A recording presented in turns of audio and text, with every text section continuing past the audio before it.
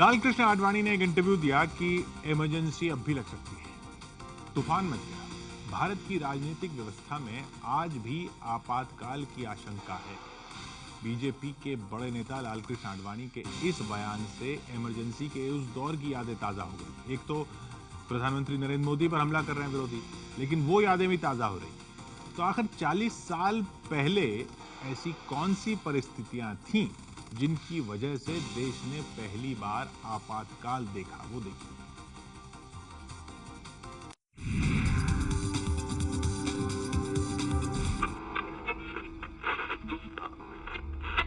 ये आकाशवाणी है।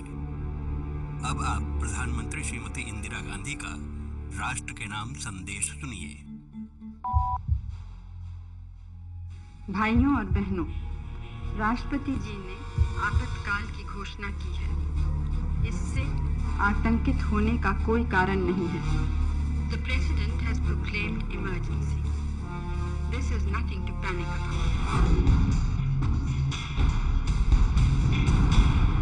इमरजेंसी हिंदुस्तान के लोकतंत्र पे लगा, हिंदुस्तान के डेमोक्रेसी पे लगा सबसे काला गहरा धब्बा है। तो इसके जिम्मेदार कौन थे? जयप्रकाश नारायण या खुद इंदिरा गांधी या फिर उनके बेटे संजय गांधी? इस सवाल का जवाब 1971 में मिल सकता है। इस साल हुए चुनाव में इंदिरा ने गरीबी हटाओ का नारा दिया था। वो कहते हैं इंदिरा हटाओ, हम कहते हैं गरीबी हटाओ।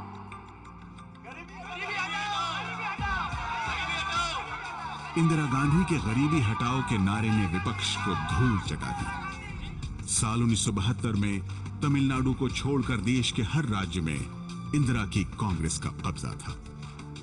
इंदिरा गांधी लोकप्रियता के शिखर पर थी, लेकिन सुप्रीम कोर्ट ने उनके 2 लोकप्रिय फैसलों पर रोक लगा दी। इंदिरा गांधी ने 14 प्राइवेट बैंकों को सरकारी हाथों में लेने और पुराने राजा महाराजाओं को मिलने वाली सरकारी पेंशन को खत्म करने का फैसला किया था। पॉपुलैरिटी के शिखर पर सवार इंदिरा ने जवाब में संविधान और सुप्रीम कोर्ट के पर कतरने की ठान ली। नतीजा था संविधान का 24वां और 25वां संशोधन। इसमें कहा गया था कि संसद संविधान के किसी भी हिस्से में बदलाव ला सकती है, चाहे इससे संविधान की मूल भावना भी क्यों न बदल जाए। इंदिरा सरकार के इन फैसलों को सुप्रीम कोर्ट में चुनौती दी गई। इसे केशवानंद भारती केस कहा जाता है और इसी केस के साथ शुरू हुआ वो सफर जो इमरजेंसी की तरफ जाता है। इतिहास में पहली और आखिरी बार 13 जजों की बेंच ने मामले की सुनवाई की और 24 अप्रैल 1973 को 7 बनाम 6 के बहुमत से फैसला सुनाया कि संसद के पास संविधान के बदलाव के असीमित अधिकार नहीं हैं। Chief justice SM. सीकरी इस चर्चित केशवानंद भारती केस पर फैसला सुनाने के एक दिन बाद रिटायर हो गए।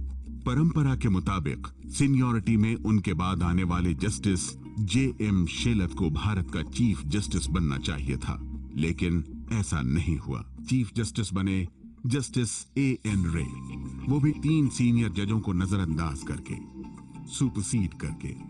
ऐसा चयन करिए कि जो आपके हित में काम करे, आपके अंगूठे के नीचे हो पाएंगे। ये उनको राय दी गई जो उन्होंने गलत मान ली। सर्वोदय नेता जयप्रकाश नारायण इंदिरा गांधी सरकार के इस कदम से नाराज थे। जेपी ने सभी सांसदों के नाम एक खुली चिट्ठी लिखी। तो इसका मतलब ये होगा कि हमारी सर्वोच्च न्यायिक संस्था सरकार के हाथों की कठपुतली होगी।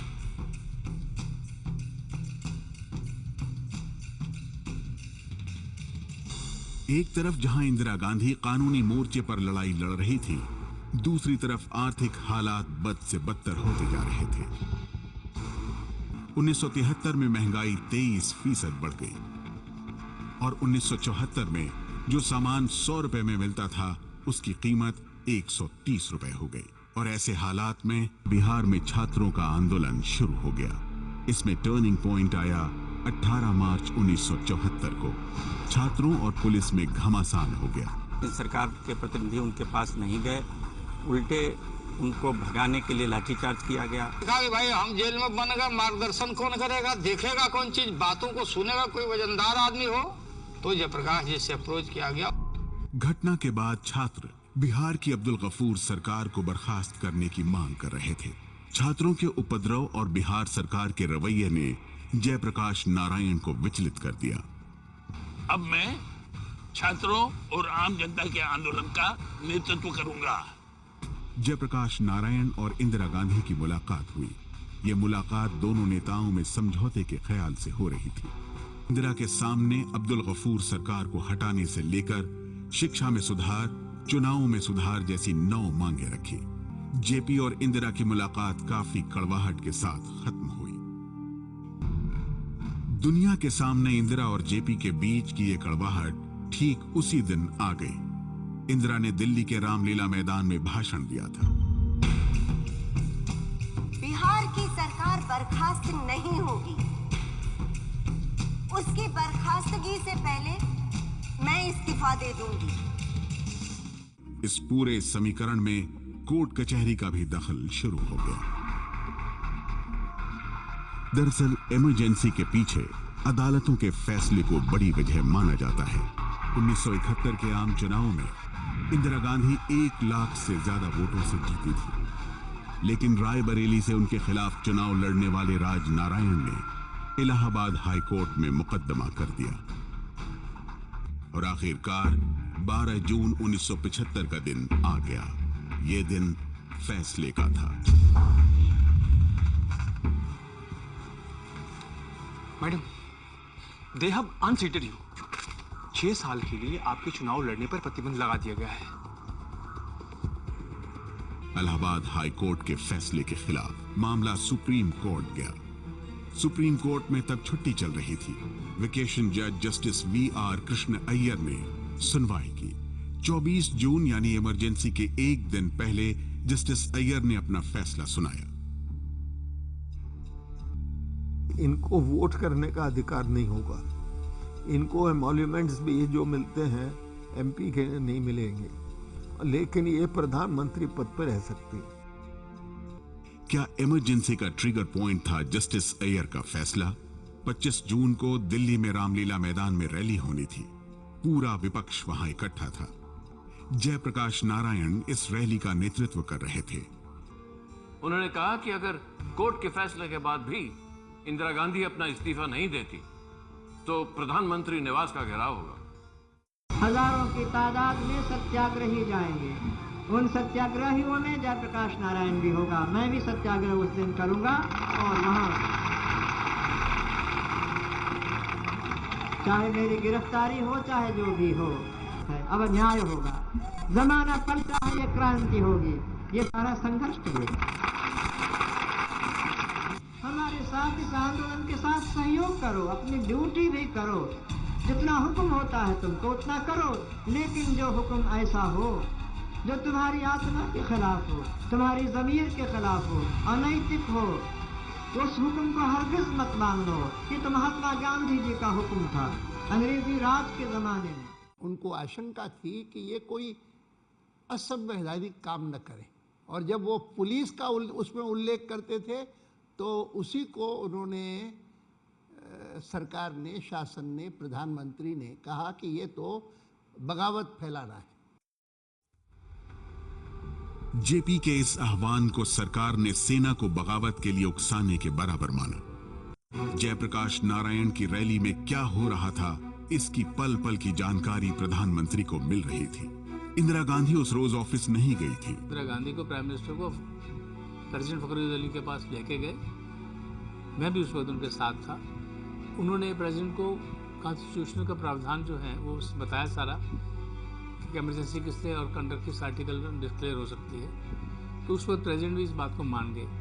राष्ट्रपति फखरुद्दीन अली अहमद से मुलाकात महज 20 मिनट तक चली और भारत के राष्ट्रपति फखरुद्दीन अली अहमद ने जैसे ही इस प्रोक्लेमेशन ऑफ इमरजेंसी पर दस्तखत किए, वैसे ही हिंदुस्तान का लोकतंत्र इंदिरा गांधी की मुट्ठी में बंध गया। लाल कृष्ण आडवाणी कह रहे हैं कि वो इमरजेंसी के लिए संजय गांधी को ज्यादा दोष नहीं देते। इमरजेंसी से फायदा हुआ इंदिरा गांधी को, वो सत्ता में बनी रही, लेकिन हकीकत तो यह है कि उससे भी ज्यादा फायदा उनके राजनीतिक वारिस संजय गांधी को हुआ। जो ना तो किसी संवैधानिक पद पर थे और ना ही सरकार में, लेकिन उनकी तूती बोलने लगी थी। 25 जून के कुछ बाद तक सब कुछ सामान्य नजर आने लगा। ट्रेन समय पर चलने लगी, सरकारी दफ्तरों में अफसर समय पर आने लगे। गांधीवादी विनोबा भावे ने इसे अनुशासन पर्व कह डाला। दूसरी तरफ रैलियों और सरकारी नीतियों का विरोध बंद हो गया। विरोध होते भी तो कैसे? सरकार की नीतियों का विरोध करने वाले छोटे बड़े 13,000 से ज्यादा लीडर जेल में थे और गिरफ्तार लोगों को कोई कानूनी अधिकार नहीं था।